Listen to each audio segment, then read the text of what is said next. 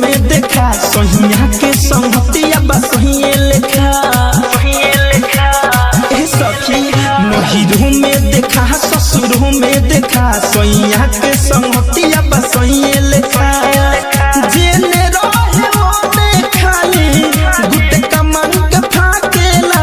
बलमुआ नव लइका नव रंग के घूमेला बलमुआ नव लइका नव रंग के घूमेला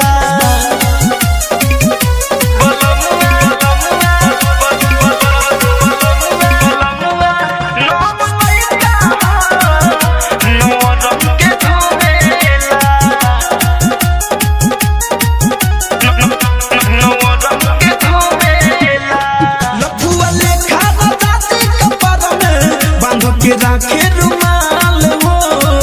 आधा करिया आधा उजर आधा रखे लाल बाल हो सखी लफुआ लेखा राते कपार में बांध के राखे रुमाल हो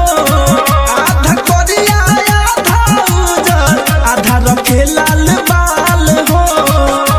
बोलला सखी रुसिया के हम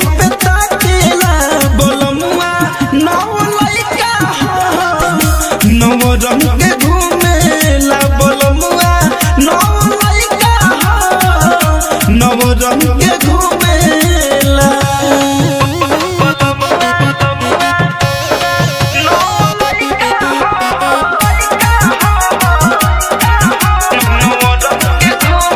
धड़कन धनंजय पिया सखी पूरा वही में के बाते हो रहेला दिन भर घरवा से बहरी सूरज सूर्या के साथे हो धड़कन धनंजय पिया सखी पूरा वही में के बाते हो रहेला दिन भर घरवा से बहरी मनीष दिनेश के साथे हो लेके फटिया रे सखी गावे गावे घूमेला बलमुआ नव लइका नव रंग के घूमेला बलमुआ नव लइका नव रंग के घूमे नहिरू में देखा ससुरू में देखा सैया के संगतिया बसहिए लेखा जेने रहे ओने खाली